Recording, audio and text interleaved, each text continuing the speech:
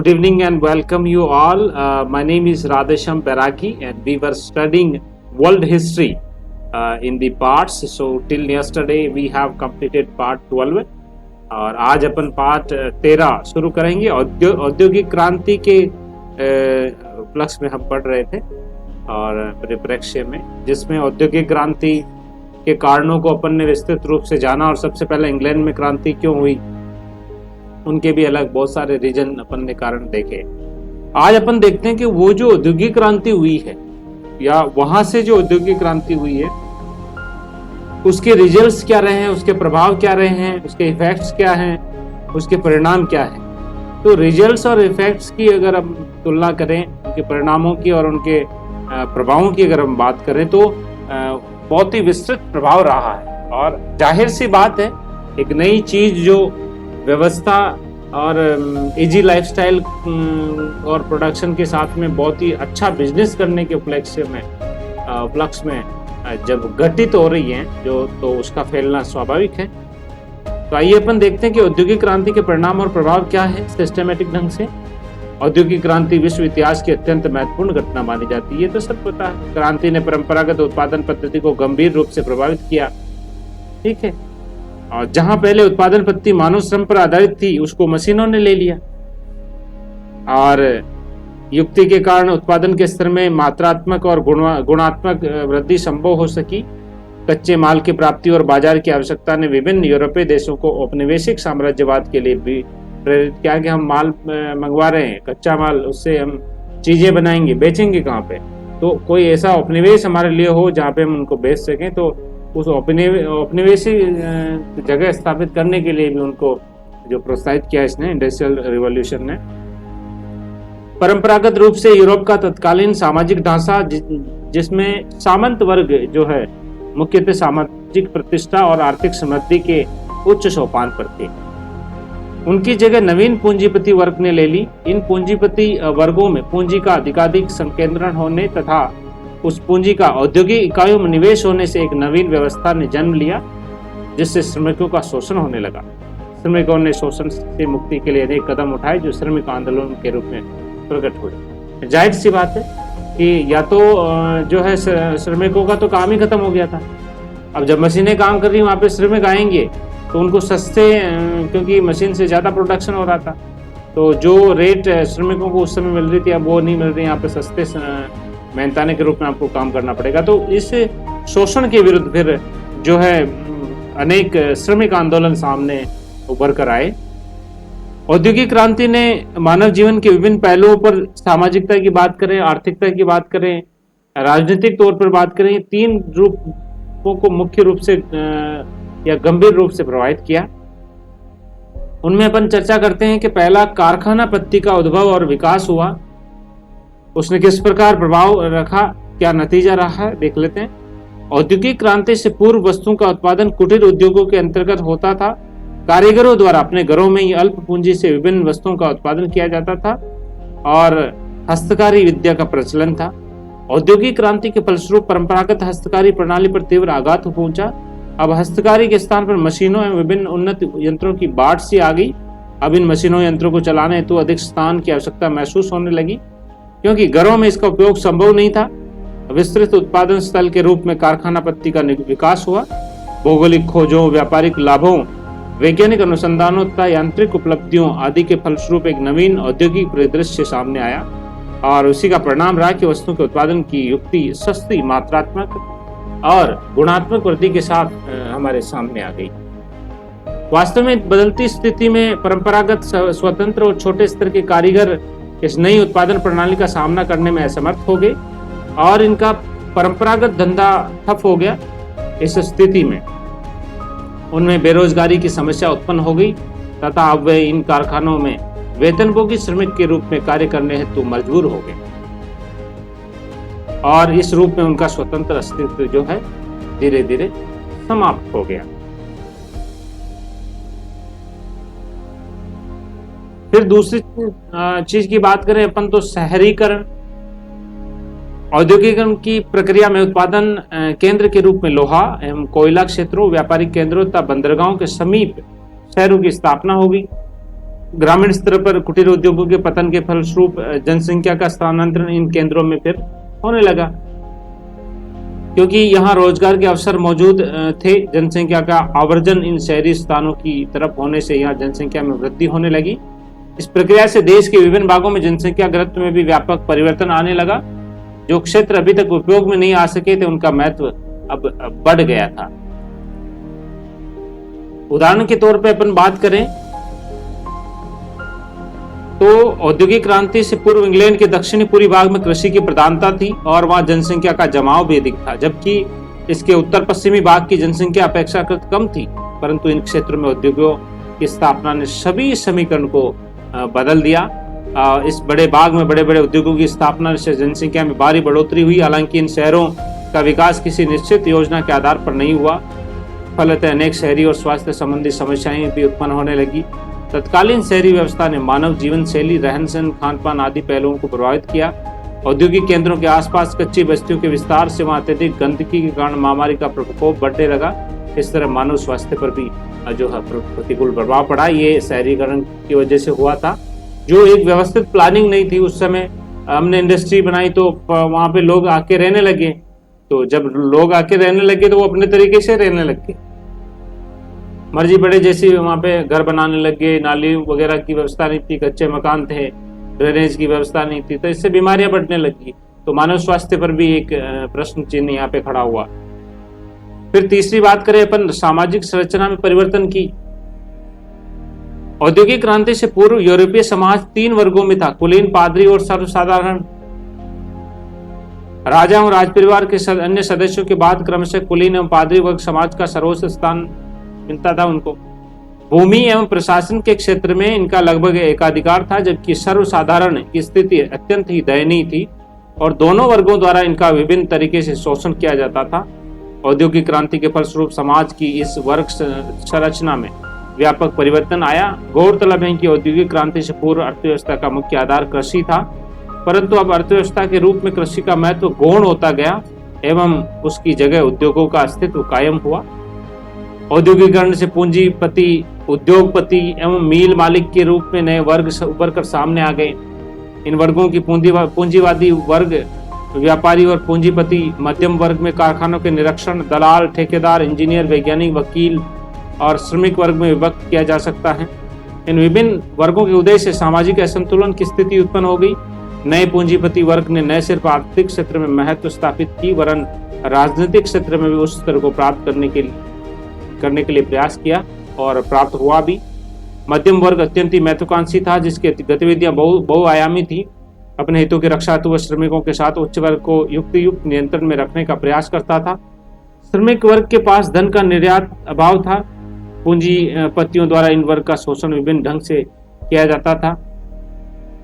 औद्योगिक क्रांति ने तत्कालीन समाज के ताने बाने पर आधारित सामाजिक संबंधों को प्रतिकूल रूप से प्रभावित किया। उदाहरण की बात करें तो संयुक्त परिवार की प्रथा टूटने लगी। मानव के बीच संबंध का स्थान अब मानव मशीन ने ले लिया था। लोगों के नैतिक स्तर पर व्यापक गिरावट आई थी। जाहिर सी बात है आज भारत में यही माहौल है। वहीं अगर अब चौथे बिंदु की बात करें, साम्राज्यवाद का उदय, तो औद्योगिक क्रांति के फलस्वरूप विभिन्न देशों में साम्राज्यवादी प्रवृत्ति विकसित हुई, ताकि उद्योगों के लिए कच्चे माल की आपूर्ति का स्रोत, उत्पादित वस्तुओं की बिक्री हेतु बाजार। औद्योगिकरण के फलस्वरूप तीव्र गति से बढ़ती जनसंख्या को अन्यत्र बसाने की आवश्यकता महसूस की गई। क्योंकि इन आवश्यकताओं की पूर्ति साम्राज्यवाद के माध्यम से ही संभव थी, अतः विभिन्न यूरोपीय देशों द्वारा इस व्यवस्था का अवलंबन किया गया। विभिन्न यूरोपीय देशों द्वारा अमेरिका, अफ्रीका, एशिया महादेशों में अनेक ऐसे क्षेत्रों की खोज की गई जहां इन उद्योगों हेतु कच्चे माल पर्याप्त मात्रा में थे। साथ ही ये क्षेत्र उन उद्योगों से उत्पादित माल हेतु एक उपयुक्त बाजार भी हो सकते थे। इस दिशा में यातायात और संचार के नवीन साधनों ने साम्राज्यवाद की गति को तीव्रता प्रदान की। क्षेत्रों पर विभिन्न यूरोपीय देशों का अधिकार होने लगा। साम्राज्यवाद की आड़ में विभिन्न यूरोपीय देशों के मध्य परस्पर प्रतियोगिता बढ़ने लगी, कॉम्पिटिशन, जिसकी चरम परिणति साम्राज्यवादी देशों के मध्य अनेक युद्धों के रूप में सामने आई। और फिर प्रारंभ में इंग्लैंड, फ्रांस, बेल्जियम और हॉलैंड जैसे यूरोपीय देशों ने विश्व में विभिन्न भागों में अपने उपनिवेश स्थापित किए। इटली व जर्मनी के एकीकरण और जापान के एक महाशक्ति के रूप में उदय के पश्चात इन देशों के द्वारा भी इस दिशा में प्रयास किया गया। इस प्रकार औपनिवेशिक क्षेत्र में इन विभिन्न देशों की महत्वाकांक्षाओं एवं प्रतियोगी भावनाओं ने परस्पर घृणा और वैमनस्य को जो है बढ़ाया। वहीं अगर अपन पांचवें बिंदु की बात करें, पूंजीवाद का विकास, तो औद्योगिक क्रांति के परिणाम स्वरूप पूंजीवाद के विकास का एक नए अध्याय की शुरुआत हुई। इस क्रांति से पूर्व यूरोप में पूंजी का निवेश सामान्यतः भूमि में ही किया जाता था, परंतु पुनर्जागरण काल में हुई भौगोलिक खोजों के परिणाम स्वरूप अस्तित्व में आई विभिन्न व्यापारिक कंपनियों द्वारा बैंकों की स्थापना की गई। ये बैंक व्यक्तिगत पूंजी की सुरक्षा हेतु एक मानक स्थान थे जहां पूंजी जमा कराने के एवज में अतिरिक्त धन की प्राप्ति होती थी। ये व्यापारिक बैंक इस पूंजी का निवेश अपने व्यापार को और अधिक विस्तार देने में करते थे। ये व्यापारिक पूंजीवाद का आरंभिक चरण था। 17वीं और 18वीं शताब्दी के बीच व्यापारिक पूंजीवाद का तीव्र विकास हुआ, परंतु 18वीं शताब्दी के उत्तरार्ध एवं 19वीं शताब्दी के शुरू में पूंजीवाद का स्वरूप औद्योगिक पूंजीवाद का हो गया। औद्योगिकीकरण हेतु अधिक पूंजी की आवश्यकता स्वाभाविक थी, क्योंकि नई मशीनों के मूल्य बहुत ही अधिक थे। इसके अतिरिक्त मजदूरों को दी जाने वाली मजदूरी के भुगतान के लिए भी धनराशि की जरूरत थी। अभी तक कृषि, व्यापार, वाणिज्य के क्षेत्र में जो पूंजी निवेश होता था वह किसी व्यापक स्तर पर नहीं होकर लगभग सीमित स्तर पर होता था, परंतु औद्योगिक क्रांति ने उद्योगों की स्थापना, संचालन एवं उनकी प्रकृति हेतु वृहत पूंजी की आवश्यकता को जन्म दिया। इस आवश्यकता की पूर्ति पूंजीपति और उद्योगपति द्वारा अकेले कर पाना मुश्किल था।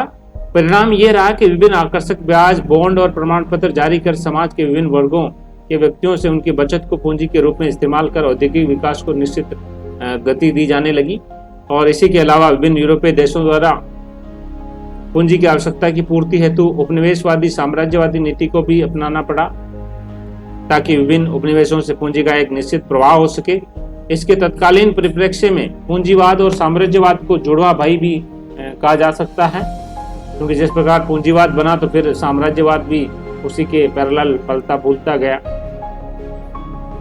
अब हम लोग अगर दूसरे चरण की बात करें प्रभाव की, तो श्रमिक समस्या का उदय हो गया। यहाँ पे औद्योगिक क्रांति के फलस्वरूप श्रमिकों की सामाजिक और आर्थिक स्थिति पर गंभीर प्रभाव पड़ा। जहां एक और औद्योगिक क्रांति के फलस्वरूप वस्तुओं के उत्पादन में मात्रात्मक और गुणात्मक वृद्धि हुई, यातायात और संचार साधनों के नए आविष्कारों से विश्व के विभिन्न देशों की दूरियां कम हुई।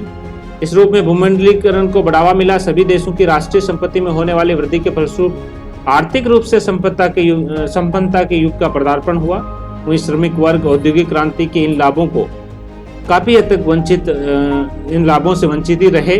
औद्योगिक क्रांति के फलस्वरूप उद्योगपतियों द्वारा संसाधन के उपलब्ध साधनों को हस्तगत कर लिया गया। श्रमिक अब इन उद्योगपतियों की दया पर आश्रित हो गए थे, क्योंकि इन वर्गों के समक्ष परंपरागत व्यवसाय के समाप्त हो जाने के बाद यही एकमात्र विकल्प शेष रहा था कि वह कारखानों में वेतनभोगी श्रमिक के रूप में कार्य करें। श्रमिकों की कम मजदूरी तक कार्य के अनेक घंटों से संबंधित शर्त अत्यंत ही अमानवीय थी।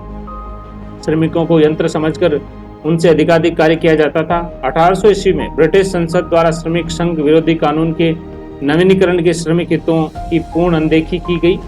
श्रमिकों की एक अन्य समस्या जो और भी गंभीर वह थी बेरोजगारी की समस्या। श्रमिकों को पूरे वर्ष कारखाने में रोजगार के पूर्ण अवसर नहीं मिल पाते थे, और उसका परिणाम ये रहता था कि श्रमिकों के सामाजिक पतन की प्रक्रिया प्रारंभ हो गई। महिलाएं बच्चों को कारखानों में नियोजित करने से शारीरिक और मानसिक विकार के साथ साथ स्वास्थ्य संबंधी समस्याएं उत्पन्न हो गई। श्रमिकों की तीसरी गंभीर समस्या आवास संबंधी थी, क्योंकि बाहर के क्षेत्रों में कारखानों में काम करने हेतु श्रमिकों का व्यापक आवर्जन हुआ था। ये श्रमिक इन कारखानों के समीपवर्ती क्षेत्रों में भी आकर बस गए थे। यहाँ स्थापित विभिन्न बस्तियों की स्थिति अत्यंत ही दयनीय थी। ये बस्तियां किसी योजना के आधार पर नहीं बसी थी और अबाध गति से बसती रही।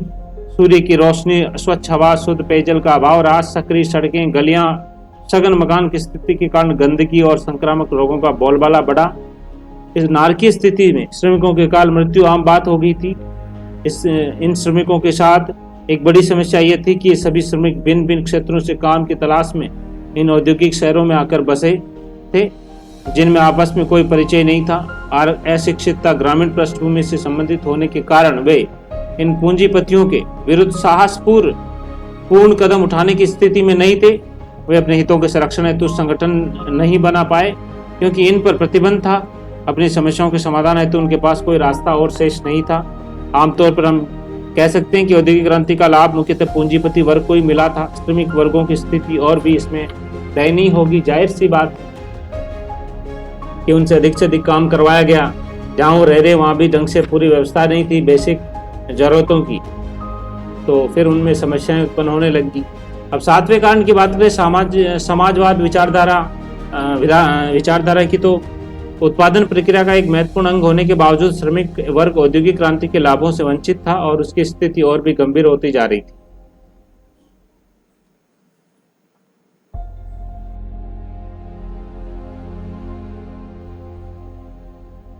अब जब स्थिति गंभीर होती जा रही है तो वहीं पूंजीपति वर्ग अधिकतम लाभ की स्थिति में थे। इस तरह एक वर्ग अपनी पूंजी के निवेश के बल पर लाभ का मुख्य अधिकतम भाग प्राप्त कर रहा था, तो श्रमिक वर्ग अत्यधिक कम मजदूरी व श्रम कर वस्तुओं का उत्पादन करता था। लाभ की स्थिति से भी वंचित किया जाता था और विरोधाभासी स्थिति को बढ़ावा मिला इससे। इसी क्रम में कुछ विचारकों द्वारा श्रमिकों की दयनीय दशा में सुधार करने के हेतु नई विचारधारा का प्रतिपादन किया गया, जिसे समाजवादी विचारधारा के नाम से जाना जाता है। यह विचारधारा इस बात का समर्थन करती थी कि उत्पादन के साधनों पर किसी एक वर्ग का अधिकार न होकर पूरे समाज का अधिकार होना चाहिए। इन विचारकों में रॉबर्ट ओवेन, सेंट साइमन एवं लुई ब्लांक के नाम विशेष रूप से उल्लेखनीय है, जिन्होंने सामाजिक और आर्थिक क्षेत्र में एक नवीन विचारधारा का प्रतिपादन किया। ये नाम याद रखना UPSC aspirants, this will help you to write answer effectively.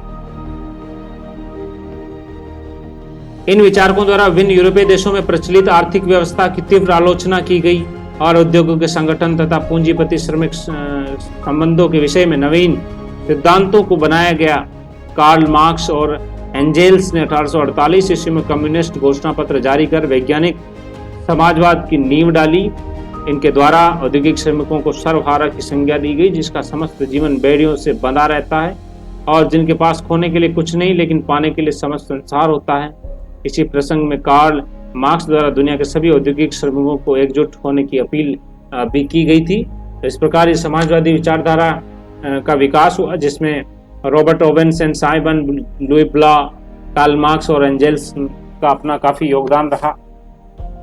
फिर जो अंतिम प्रभाव की बात करें, नवीन राजनीतिक विचारधारा का उदय कैसे हुआ। देखो, औद्योगिक क्रांति के फलस्वरूप कुछ नवीन राजनीतिक विचारधारा का जन्म और विकास हुआ। इसमें लेसेस फेयर अथवा आर्थिक उन्मुक्तवाद एक प्रमुख विचारधारा रही है। इस सिद्धांत की माने तो आर्थिक क्रियाकलापों में पूंजीपतियों की पूर्ण स्वतंत्रता है और सरकार के किसी तरह से हस्तक्षेप पर निर्बंधन था। 1776 ईस्वी में एडम स्मिथ की युगांतकारी पुस्तक वेल्थ ऑफ नेशंस प्रकाशित हुई थी 1776 ईस्वी में, जिसमें वाणिज्यवाद की नियामक एवं एकाधिकार परक अवधारणाओं की तीव्र आलोचना की गई थी, क्योंकि तत्कालीन आर्थिक माहौल के लिए अप्रासंगिक होता जा रहा था। इस तरह की स्थिति में आर्थिक क्षेत्र में सरकार की भूमिका यथासंभव कम से कम होने की बात तय की गई। सरकार की भूमिका को जान माल की सुरक्षा, कानून व्यवस्था, न्यायालय आदि क्षेत्रों तक ही सीमित रखने की वकालत की गई। सिर्फ व्यवसाय नहीं, शिक्षा, स्वास्थ्य आदि मामलों में भी शासन तंत्र के हस्तक्षेप करने की जरूरत से इनकार करने की बात निश्चित की जाने लगी। नवोदित पूंजीपति वर्ग में यह आर्थिक दर्शन काफी लोकप्रिय हुआ। अतः हम कह सकते हैं कि औद्योगिक क्रांति न सिर्फ वस्तुओं के उत्पादन में मात्रात्मक और गुणात्मक वृद्धि से संबंधित थी, वरन इसने मानव जीवन के समस्त पहलुओं को प्रभावित किया। इससे प्रभावित होकर साम्राज्यवाद, पूंजीवाद और समाजवाद जैसी विचारधाराओं ने भी जोर पकड़ा। तो जाहिर सी बात है, जब इंडस्ट्रियल रिवॉल्यूशन हो रही थी, औद्योगिक क्रांति, तो केवल वो जो है उत्पादन, गुणात्मक और मात्रात्मक वृद्धि, ये सारी चीजें नहीं चल रही थी, अपितु मानव जीवन पर उसका बहुत गहरा प्रभाव पड़ रहा था, जिसमें साम्राज्यवाद, पूंजीवाद और समाजवाद जैसे चीजें, वस्तुओं को बल मिला। तो इस प्रकार अपने आज ये कारण पढ़े, कारखानापत्ति का उद्भव और विकास जो पहला कारण, फिर शहरीकरण हुआ, उसके बाद सामाजिक संरचना में परिवर्तन हुआ, साम्राज्यवाद का उदय हुआ, पूंजीवाद का विकास हुआ, श्रमिकों का उदय हुआ, साम्राज्यवादी विचारधारा बनी, नवीन राजनीतिक विचारधाराओं का इसमें उदय होगा। ये 8 जो है इसके कारण या प्रभाव और नतीजों में देखा जा सकता है। और इन 8 कारणों में आप इनका निष्कर्ष रूप अपनी भाषा में लिख सकते हैं। ये मैंने एक हिंट दिया है, आप इससे चाहो तो लिखोगे तो ये बिल्कुल परफेक्ट आंसर है, लेकिन जब कलम पकड़ते हैं और एग्जाम में जब लिखते हैं तो वही लिखा जाता है जो हमारे जहन में हो, जो निष्कर्ष तौर पे हो। तो मुख्य बिंदुओं को आप याद रख लेना। 8 में से इसके अंदर मोटा मोटा आप समझ लेना, जाहिर सी बात है कि नवीन राजनीतिक विचारधाराओं का उदय, इसमें कोई एक्सप्लेन करने वाली बात है नहीं, फिर भी मैंने आपको कंटेंट बताया है। साम्राज्यवादी विचारधारा जो विभिन्न विचारकों के माध्यम से मानव हित के लिए हुई, श्रमिक समस्या का उदय, ये भी कारण साम्राज्यवाद का उदय, सामाजिक संरचना में परिवर्तन, शहरीकरण, पूंजीवाद का विकास, कारखाना पत्ती का उद्भव और विकास। ठीक है, इसमें जो सबसे क्रिटिकल पॉइंट था उस श्रमिक समस्या का उदय होना था, जिससे अकाल मृत्यु होने लग गई और व्यवस्था अव्यवस्था में बदलने लगी। कल आज के लिए इतना ही। भाग 13 में भाग 14 के अंदर कल अपन पढ़ेंगे औद्योगिक क्रांति का प्रसार, जिसमें अमेरिका में औद्योगिकरण, जर्मनी में औद्योगिकरण, फ्रांस में औद्योगिकरण, जापान का औद्योगिक विकास, ये सारी व्यवस्थाएं अपन कल पढ़ लेंगे। और इसी के साथ में ही अपना जो इंडस्ट्रियल रेवोल्यूशन है वो कल क्लोज हो जाएगा। फिर अपन आएंगे इटली का एकीकरण, यूनाइफिकेशन ऑफ इटली। तो this is also very interesting topic. ये परसों अपन लेके चलेंगे। भाग 15 के अंदर, भाग 14 के अंदर अपन औद्योगिक क्रांति के जो प्रसार हुआ, एक्सटेंशन हुआ, एक्सपेंशन हुआ, उस चीज का अपन अध्ययन करेंगे। आज की शाम में मैं आपसे इजाजत चाहता हूँ। नमस्कार।